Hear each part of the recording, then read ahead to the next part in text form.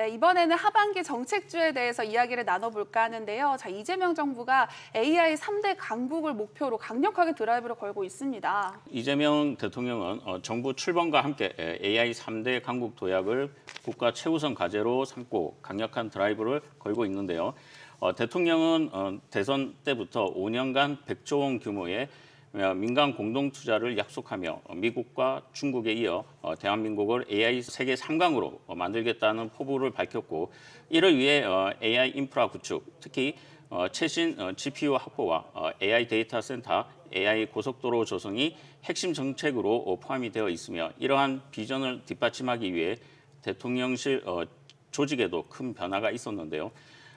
바로 AI 미래 기획수석 직제를 신설하고 전문가인 하정우 네이버 클라우드 AI 혁신센터장을 초대 AI 수석으로 임명했으며, 하 수석은 대통령의 1호 공약인 AI 3대 강국을 구현을 직접 진두지휘하면서 국가 R&D 예산과 AI 정책을 세밀하게 조율하고 있다고 보시면 좋을 것 같습니다.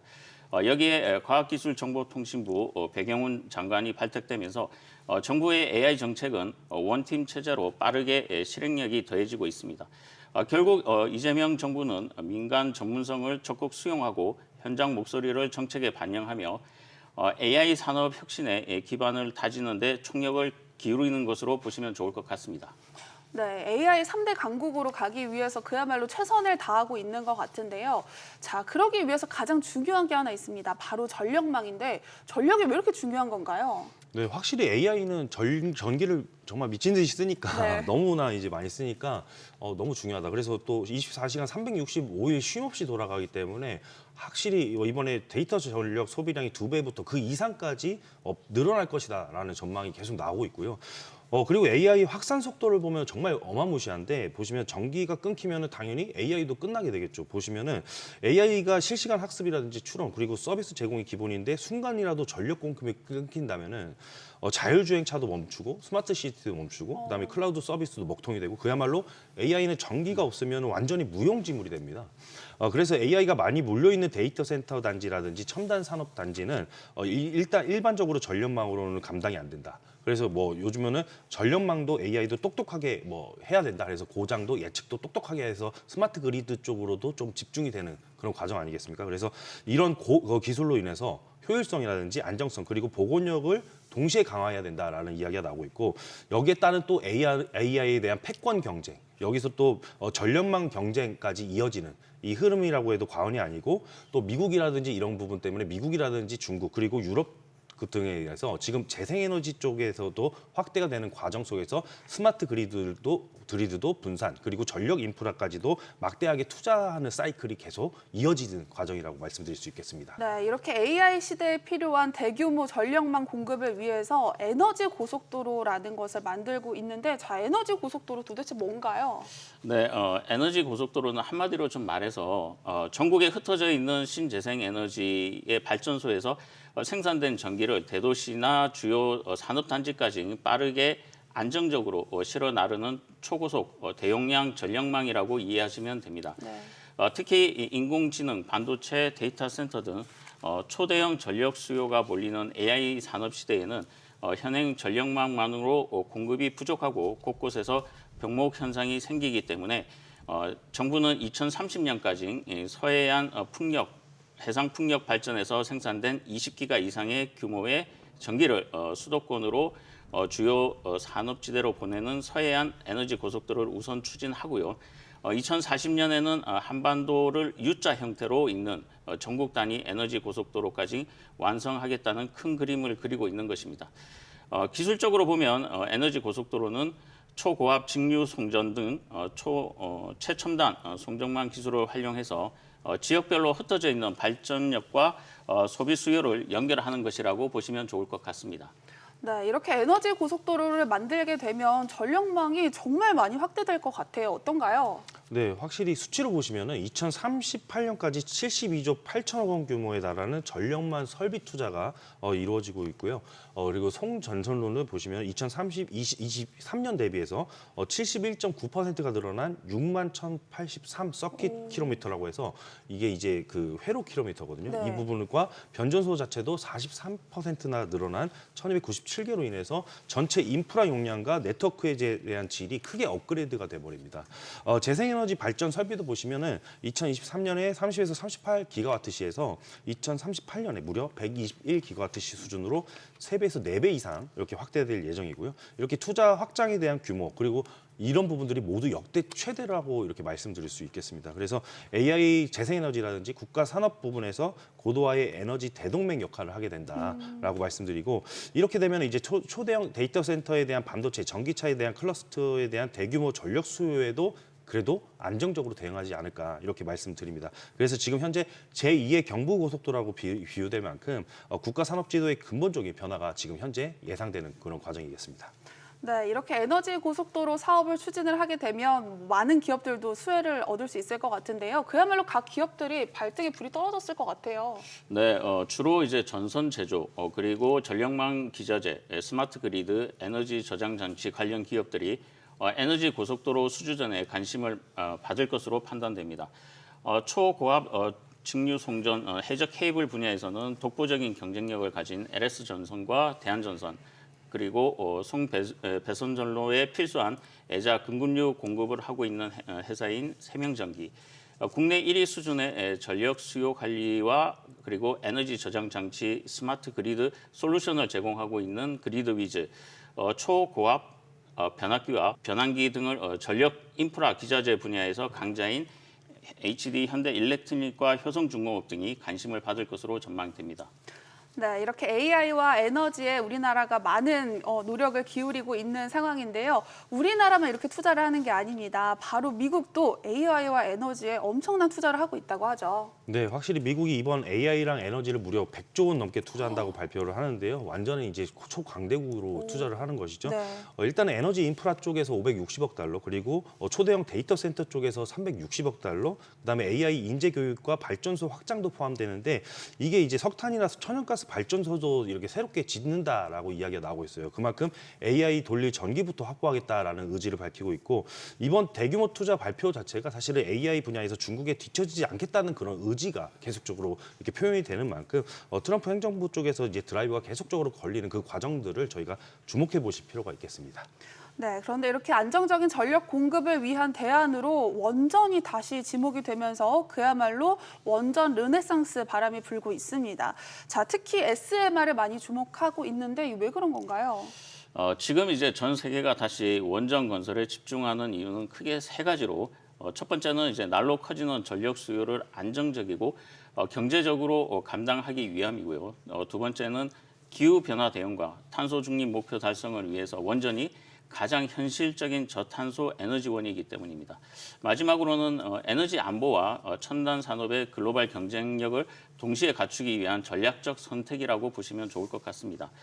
미국 트럼프 행정부는 인공지능과 데이터 센터, 전기차 산업에서 폭발적인 성장으로 전력 수요가 급증하면서 SMR 기술에 대한 투자를 대폭 늘리고 대형 원전의 재가동도 동시에 추진하고 있는 것을 보시면 아실 것 같습니다. 네, 그런데 정부는 신재생 에너지 쪽에 좀 발전을 기울이고 있는 것 같습니다. 특히 태양광이나 해상풍력 쪽에 총력을 기울이고 있죠. 네, 맞습니다. 근데 확실히 원전 쪽은 뭐 대형 쪽, 그러니까 신규 확대만 조금 꺼리는 거지 SMR 쪽 중심으로 원전 활용을 하긴 하고요. 그러면서 신재생 에너지 확대 정책에 좀 속도를 확실히 낸다라고 입장을 밝혔는데 이게 보시면 정부 목표가 2025년에 44.9기가와트시에서 2030년에 79.2기가와트시로 해서 비율로 따지면은 21.6%까지 이렇게 확대시킬 예정입니다. 그만큼 공격적으로 지금 투자를 하고 있고 이게 탄소 중립 달성을 위해서 신재생 보급 정책이라든지 금융 지원 정책들을 병행하면서 재생에너지는 더 이상 선택이 아닌 필수로 이렇게 바라보는 그런 입장이겠죠. 그래서 네. 저희 쪽에 보시면 신재생 정책에 따라서 태양광 풍력 ESS라든지 수소산업 그리고 연료전지 쪽에서라든지 아니면 이런 부분들이 이어지는 과정들이 에너지 관리 시스템 그리고 스마트 그리드, 배터리 등 일정에 대한 연간 분야까지도 수급이 들어오는 그런 과정으로 이해하시면 되겠습니다. 자, 이제 김정훈 자문역의 정책주 탑3를 알아볼 시간인데요. 자, 3위부터 한번 만나볼까요? 네, 제가 알려드리는 탑3 리포트도 준비되어 있으니까요. 좀 기대를 해주시고요. 하반기 정책주 탑3는 바로 SK 오션 플랜트입니다. 국내 해상 풍력 안마도 하부 구조물 수주로 매년 한두 건의 수주가 예상이 되며 타이완 해상 풍력의 발주 사이클이 재개되면서 해상 풍력 수주 잔고가 1분기에는 3,479억 원, 그리고 2분기에는 6,604억 원, 3분기에는 1조 원이 예상되면서 2022년 3분기 최고치를 경신할 것이라는 전망 속에서 이재명 정부의 에너지 정책 풍력 이슈가 부각 가능성의 탑3로 선정을 했습니다. 네, 탑3로 SK 오션 플랜트 선정해 주셨는데요. 자, 탑2는 어떤 기업일까요? 네, 에너지 정책 탑2는 바로 OCI 홀딩스입니다. 모든 밸류 체인을 생산하는 복합 태양광 기업으로 변화하는 중이고요. 제조 원가를 낮추기 위해 말레이시아에서 폴리실리콘을 생산하는 규모를 확장하고 있으며 다른 제품은 미국 내에서 직접 생산을 할 계획을 가지고 있으며 2026년 상반기에 1기가와트 규모의 셀 공장을 완공하고 하반기 중으로 1기가와트를 추가 증설해 총 2기가와트의 캐파를 확장할 예정으로 하반기 실적 개선 가능성이 높은 것으로 판단이 됩니다. 이재명 정부의 신재생 에너지 확대 정책 수혜주로 부각될 것으로 전망되어 탑2로 선정을 했습니다. 네, 하반기 정책주 탑2까지 알아봤는데요. 이제 대망의 탑1을 알아볼 시간입니다. 김정우 자문역의 마스터픽 함께 보시죠. 네, 탑1의 종목명은 아쉽게도 방송에서는 공개되지 않습니다. 오직 카카오톡 채널에서만 공개해드리고 있는데요. 카카오톡 채널 주식이 궁금할 때를 검색하셔서 채널 추가하시면 종목명 바로 확인하실 수 있고요. 분석 리포트도 만나보실 수 있습니다. 자, 김정훈 자문역의 탑1 어떤 종목일지 너무 궁금한데요. 아직까지는 그래도 수익률 1위시잖아요. 네. 오늘의 탑1도 한번 들어보도록 하겠습니다. 네, 지난번에는 태양광으로 제가 수익률 1위를 달성했는데요. 이번에는 바람으로 수익률 1위를 또 바꿔보도록 하겠습니다. 네. 일명 바람개비로 이 종목은 좀 여러 가지 이슈들이 좀 많은 종목이라고 보시면 좋을 것 같고요. 첫 번째는 이제 미국과 중국, 베트남, 터키의 육상 해상 풍력 타워 수주가 견조하게 나타나고 있고요. 두 번째는 2026년까지 유럽과 미국에서 예정된 수요 증가 효과가 나타날 것이고, 세 번째는 이재명 정부의 신재생 에너지, 특히 풍력에 힘이 실리면서 대형 프로젝트 수주 가능성이 부각되고 있다라고 보시면 좋을 것 같습니다. 네 번째는 이제 사업 다각화로 이제 타워 수주 외에 하부 구조 수익성의 개선으로 실적 성장이 부각되고 있는 것입니다. 마지막으로는 이제 실적 측면에서 2025년 매출액은 한 3조 원으로 예상하고 있고요. 영업이익은 3,112억 원으로 성장이 지속될 전망 속에 부채 비율이 185%, 유보율은 5,844%로 안정적인 재무 구조를 가지고 있다라고 보시면 좋을 것 같습니다. 네, 바람개비 같은 종목이다라고 말씀해 주셨는데 이 기업을 선정한 특별한 이유가 있을까요? 네, 이재명 정부의 신재생에너지 확대 정책 수혜주로 일단은 탄탄한 재무 구조 속에서 사업 구조 다각화가 진행되고 있는데 특히 이제 하부 구조물 부분에서 2025년 1분기 계약 단가 인상 효과가 반영되면서 수익으로 전환되면서 하반기 실적 성장 가능성이 좀 높게 부각이 되었고 또 하나는 이제 이재명 정부에서 풍력 관련 쪽에 드라이브를 좀 많이 걸 거라고 판단이 돼서 네. 탑1 마스터픽으로 선정을 했습니다. 마스터픽 수익률 1위를 기록하고 있는 저희 채널에 들어오시면은 탑1 종목의 자세한 브리핑 외에 이재명 정부의 정책 관련 이슈에 대한 대응 전략과 리포트 등을 제공해드리고 있으니까 많은 참여 부탁드리겠습니다. 네, 김정훈 자문역이 직접 픽한 탑1의 종목명이 궁금하신 분들은 카카오톡 채널 주식이 궁금할 때를 검색하셔서 채널 추가하시면 종목명 바로 확인하실 수 있습니다. 그리고 주식에 대한 A부터 Z까지 준비한 차트를 보내드리고 있으니까요. 차트도 많이 받아가시기 바랄게요. 모든 투자의 최종 판단과 책임은 투자자 본인에게 있습니다. 내 계좌를 지키는 현명한 투자하시기 바랍니다.